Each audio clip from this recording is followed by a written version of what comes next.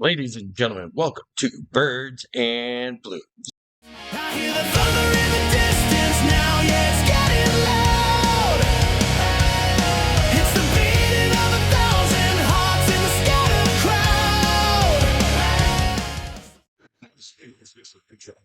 crowd. Good day, hockey fans, and welcome to Birds and Blues, a fan's perspective into the Springfield Thunderbirds, sprinkled with a little St. Louis Blues. I'm your host, Dan Mason. As a heads up, I'm not an insider. I do not have connections within the organization. All opinions expressed in this podcast are mine and mine alone, and may not reflect the opinion of many, any, or all. I welcome comments of a respectful nature, whether you agree or disagree, and will take the time to respond to as many as I can. Distasteful or disrespectful comments will not be deleted, but they will be ignored. All viewers are asked to respect each other. Today we're going to look into the defensive core of the Springfield Thunderbirds. This will include looking at players like Theo Lindstein, as he could be a part of this team, or he could be a part of the Blues next season. Only time will tell. We will go player by player, give his previous season statistics, and give our predictions for what they may do next season. The Thunderbirds last season were rough at best, frequently out of position, chasing the puck, losing track of players, and even more. As outlined in episode 1, it may have been due to the system more than the skill, but we will see. At the end of the year, we started to look better than we did at the beginning. The T-Birds did have a minus 33 goal differential and allowed the sixth most goals at 240 last season, something that they will drastically need to improve. Before we get too far into episode 2, we first want to talk about today's sponsor, W Energy. W is designed to increase focus and attention while defeating crashes and jitters. W is packed with vitamins and minerals and not packed with sugars, dyes, or fillers. For more energy with fantastic flavor, visit w.gg and enter coupon code CODEBREAK to get 10% off your order. Try W today and be better.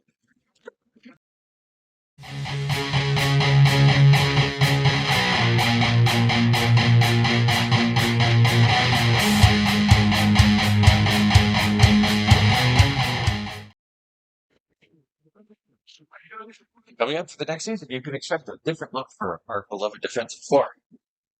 Out is Hunter Skinner, who has moved on to the Nashville Predators. Leo Loof is going overseas. Anthony Kerr has moved on to the Hartford Wolfpack, and as of the time of this recording, Wyatt Newpower is a free agent.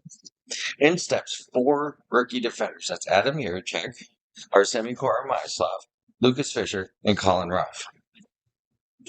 Last season, an average age of our defensemen was 23.5 years old, but this season we've actually gotten younger, average 22.2 years. Every player will be reviewed in the order of their respective jersey number and will be provided with the statistics from last season, no matter what league they were in, and will also be including with what we believe that they shall do next season. Let's get started. Let's start with the newest addition and probably the more exciting of all the new defensemen, Adam Jiricek. Wearing number 3 for the Thunderbirds, he was born in Paisan, Czechia, and he was selected 16th overall in 2024 NHL entry draft. He's a 6'2" defenseman that played in the Ontario Hockey League for the Brantford Bulldogs. In 55 games, he scored 19 goals and had 40 assists for 59 points. In 15 playoff games, he did score 7 goals and 15 assists for 22 points. Scouting reports praise his speed, his physicality, his deceptiveness, and his beyond reproach passing skills that will allow him to float the puck to open players on breakaways and get the puck where it needs to be. Jiricek showed us a lot of grit in the playoffs when he debuted. He was willing to take the body and jump into the play. He seemed to get comfortable really quickly with Kelly Rosen and built a really good chemistry with him. Next season, he should be on the top defensive pair. He's the Blues defender of the future, and they're going to want to push his minutes up to get him NHL ready. He should start the season and spend a chunk of it in Springfield to develop him and get him used to the pro game. I would not be surprised if he was capable of 35 points with 10 goals and 25 assists at least. I see him spending more time at the power play and on the penalty kill as he seemed ready for the AHL when he came up to us in the playoffs. Up next on the docket is Theo Lindstein. Theo Lindstein will wear jersey number 4 if he stays down in Springfield. Born in Gävle, Sweden, he was selected 29th overall in the 2023 NHL entry draft. The 6-footer last season as a rookie for the Thunderbirds scored 14 points in 59 games and even scored 4 points in 17 games for the St. Louis Blues. In 9 playoff games, he had 3 assists. Scouts have praised his calmness on the blue line and his ability to shoot the gap.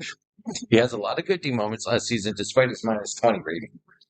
Lindstein provided strong play in the defensive zone and provided some of the more entertaining moments in the offensive zone. He's quick to the boards and not afraid of contact and likes to activate on the play in the O zone. Next season, I think he starts in the NHL. In his 17 games, he was +6 and seemed to grow on the coaching staff. He's not a huge point getter, as he's never scored more than 20 points at any level at any point of his life, but look for him to get some points. Last season, 6 goals were the most that he scored in a season ever. If he stays healthy in the NHL, I would say he's good for about 5 goals, 10 assists. It appears that the Blues will need him as they have just 6 defensemen on the roster and will need additional backups just in case of injury and fatigue. Up next, wearing number 5, is the Maple Grove, Minnesota native Colin Ralph. Ralph was selected 48th overall in the 2024 entry draft. The 6'4", 229-pound defenseman last season for Michigan State scored 11 points in 37 games with just 1 goal. In 6 games with the T-Birds, he did have 2 points, both assists. Ralph did not get any points in his 8 playoff games that he played in the AHL, but played really well. All scouting reports praise his size and love for contact. He closes gaps regularly and kills breakaways and takes away passing lanes. Ralph is a big boy defenseman that is known for his size more than his scoring. He has the capabilities as one of his seasons as the 1800 team. He produced 58 points. It seems more like an anomaly than an expectation. Next season, he will show us what he's made of, but he'll rotate in and out a lot with some of the other players. Look for him to score a goal and have 9 or 10 assists, but also for him to deliver some really big hits. Ralph should get in approximately 50 games this year and could give us some good minutes in the second or third line pairing. Michael Bouchinger was spot number 9 again next season. The product of Markham, Ontario, was selected 88th overall in the 2022 entry draft. One of the more tenured members of the defensive corps, the 6-footer pitched in with 11 points in 58 games for his second regular season and 1 point in the playoffs. Bouchinger had a career high in goals with 6, points with 11, and games played with 58. The scouts of his draft year played his offensive skill in digging opponents, passing, and joining the play. He seemed very comfortable in the offensive zone and frequently activates into the play. He was an important piece of the second power play unit as he scored 5 of his 11 points while on that unit. Bouchinger is a solid defenseman and will take the penalty smartly to avoid getting out of position and will be a mainstay in the lineup barring injury. Next season is a make or break year for him as he will be a restricted free agent at the end of the year. He could be a filler somewhere over the course of the season for the Blues and look for him to continue moving forward offensively. He should play in about 60 to 65 games. He should be able to reach 10 goals with about 15 to 20 assists. The coaching staff in Springfield should encourage his offensive play more and reward him with more time on the power play. Wearing number 19 next season will be rookie Lucas Fisher. Born in Brighton, Michigan to father Yuri Fisher of the Detroit Red Wings, he was selected 56th overall in the 2024 entry draft. Fisher is 6'3" and has a very small sample size in the AHL with just 3 games in the 24-25 season. Last season, he split time with the Sarnia Sting and the Sioux Greyhounds of the Ontario Hockey League. Combined, he played for 65 games and scored 44 points, including 8 goals. In 10 games with the Greyhounds in the playoffs, he did score 6 points, including a goal. Scouts have said that he has an above-average reach and above-average mobility. They say his speed and ability to move with his large strides suppresses opponents. Fisher is not a huge point producer, but he has proven to be a good passer. His reach allows him to protect the puck and shield it from defenders. Next season, I believe he'll have a role as an extra demon and rotate in and out of the lineup. Look for him to skate in 40 or so games and provide 10 to 12 points with about 3 goals. He can eat some minutes, and I think he may see a little time in the ECHL if they can't get him good minutes here in Springfield. Up next is probably one of the more surprising additions to the D-Corps last season. Number 42, Quinton Burns. Born in Smiths Falls, Ontario, he was selected 74th overall in the 2023 entry draft. Burns is a 6'2" ball of aggression and power. Last season, between the Florida Everblades and the Springfield Thunderbirds, he played in 47 games and managed 11 points with just 1 goal in the ECHL. Burns did miss a lot of time in the season due to injury, but when he was in, he was a physical presence and a solid defender. Scouts have claimed that he can handle the tough assignments and handle a lot of minutes, which was proven with the T-Birds last year. They have also said that he boxes out opponents well and spits off checks to continue the play. Burns was a fireball last season, protecting teammates and giving the D-Corps the necessary grit they needed. I can see Burns playing more next season, and if healthy, he could make steady strides in the lineup. Not a huge producer, but he will see 10 to 15 points next season and score his first career goal. It would be a good match with Bushenter to push him to keep up. He can eat top line minutes and should be as common as Rosen and Jiricek. Next is the most tenured member of the Blue Line, number 43, Kelly Rosen. Born in Raho, Sweden, he was undrafted and signed with the Toronto Maple Leafs in 2017. He was originally signed to the Toronto Marlies, where he played both the AHL and the NHL. Rosen is on his second tour of duty after he was traded for last season for Corey Schueneman from the Washington Capitals. Rosen posted 38 points between the Bears and Thunderbirds last season, including 9 goals. And he also put up 7 points, including 3 goals and 4 assists in the 12 games of last year's playoffs. Rosen is a gifted offensive defenseman and seems to be in the right spot more often than not. He has a good mindset in all 3 zones, and being the elder statesman is also why we will see him have time with all of the rookies on the blue line. He does have over 100 games of NHL experience and has played with very talented defensemen over the course of his career. He is the number 1 defender for us, and he will eat up the majority of the minutes. Look for Rosen to stick around the 30-point area with over 20 assists next season. He will command the power play for the blue line and will be a staple in all aspects of the game. His play makes him look like a great mentor to all the junior guys, and he will help show them what it looks like to be a pro. The pride of St. Agnes, New Brunswick is number 45, Marc-Andre Gaudet. He was one of the defensive surprises of last season and put in a lot of hard minutes. He was drafted 152nd overall in the 2022 NHL draft. He spent his first 2 full seasons in Springfield after splitting times with the Everblades last season. Gaudet shelled out 20 points in 53 games, but played very physical minutes and even missed time due to injury. Gaudet possesses an absolute cannon of a shot due to the attention of scouts in the draft last year. Last season, he solidified himself as one of the top 3 defensemen on the team. He played a lot of hard minutes and rose to the occasion. Positionally strong and solid with body contact, he earned his promotion last season. He should continue to see his minutes climb and his responsibilities increase as he further matures in his development. I can see Gaudet, if he remains healthy, scoring close to 30 points next season. If he can focus that cannon to the blocker's side more, he could clear 10 goals. With the departure of Skinner, he now has the hardest shot on the team and needs to use it to his advantage, including helping to keep it low for rebound opportunities for those in front. One of the offseason signings for the Springfield Thunderbirds was Adirondack Thunder captain Ryan Wheeler. The Lancaster, New York native was drafted 160th overall in 2016 by the New Jersey Junior Titans, which introduced him to professional hockey. Wheeler attended the University of Connecticut and began his ECHL career in 2021. Last season, he scored 18 points in 72 games while keeping a +8 rating. Throughout his career, he has not posted a large amount of points, and since turning pro, has scored 20-plus points only twice. Wheeler was the captain of the Thunder last season, and he even has 1 career AHL game, which came with the Utica Comets, where he has 1 goal. There's not a lot in the scouting reports on him, but they all do say that he has a strong positioning and defensive awareness. I see Wheeler going to the Railers and only coming up in the event of extreme injuries. In the ECHL, he could have a positive influence on our newer affiliate and get them stronger positionally. In the ECHL, he may score 3 goals and have 15 assists, but he's a good signing for emergency depth.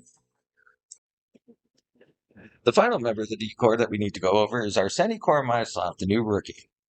The 6'5" native of Moscow, Russia, has not yet been assigned a jersey number. He was selected 120th overall in the 2022 NHL entry draft.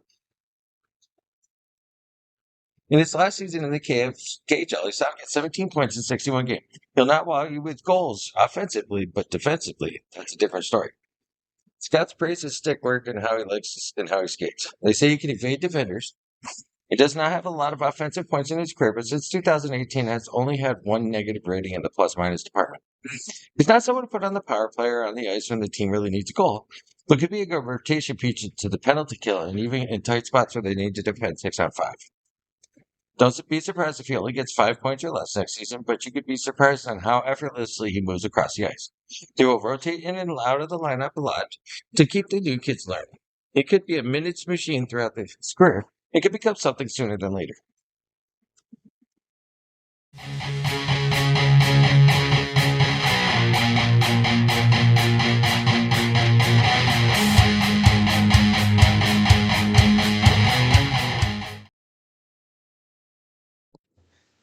Before anyone could comment, say, Dan, you said it was a defensive core breakdown. Why are you going to talk about the goalies now? Let me explain to you. The goalie is the last line of defense on the team, and to do an episode solely on the two players is a waste of our time, your time, and all of our times. Last year, we had high hopes for goalie Colton Ellis that he would return and lead us to victory. But the Buffalo Sabres snatched him off of the waiver wire. I've seen a lot of people blaming the Blues for this move, but in the NHL, and yes, I know we are talking AHL, but they have different rules as well. Colton Ellis was eligible for waivers. Colton Ellis was 25 at the time he was placed on waivers, so by rule he had to. Nothing that St. Louis could have done. Because of that, St. Louis had to make an emergency signing of goaltender Georgi Romanov, our first goalie in review. Romanov is a native of Yekaterinburg, Russia, and was undrafted when he entered professional hockey in 2023. Georgie has 10 games of NHL experience with the San Jose Sharks, but has yet to win a game. He played 28 regular season games with the T-Birds last year, splitting times with Will Cranley and the party Vadim Zerenko. Georgie was more instrumental in the playoffs, where he had a sub-2 GAA and a 7-4 record. Georgie and Cranley will be splitting time this year, but he needs to strive to improve on the 9-12-4 record he had last season. He needs to go back to the routine that had him in the playoffs that gave us the Georgie side and other memorable goalie moments, only second to the Hofer goalie goal. I would like to see Georgie make 40 starts next year and get 25 wins for the team. He will need to be solid within the rotation to help keep Cranley fresh, and they both need to stay healthy as the organizational goalie depth is not too deep. We can look at our other goalie, Will Cranley. The Keene, Ontario native made it to the AHL late last season and proved he belonged.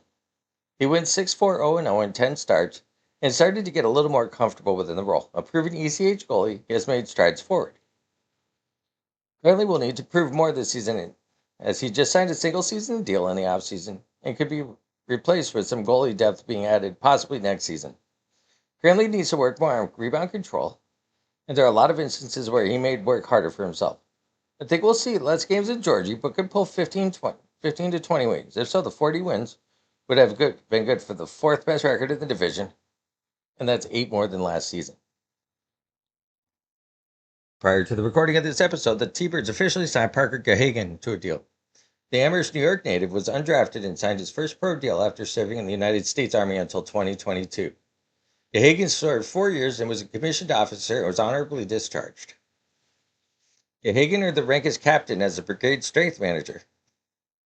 Last season, he played 7 games with the Bridgeport Islanders, where he went 2-5-0 with a 3.62 goals against average and 865 save percentage.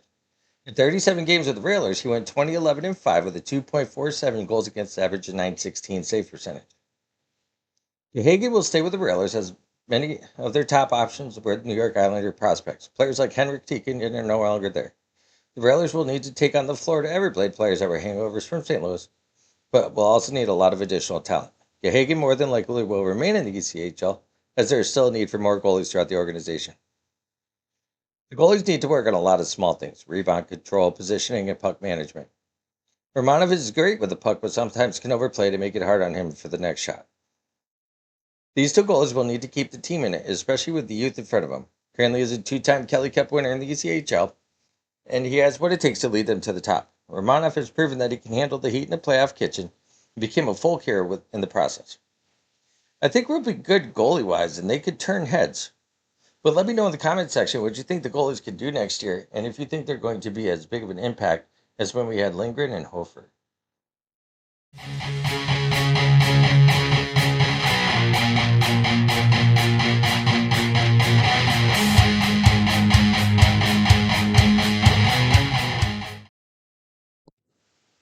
The Thunderbirds will really need to focus on what they desperately need to improve on, and that is defense.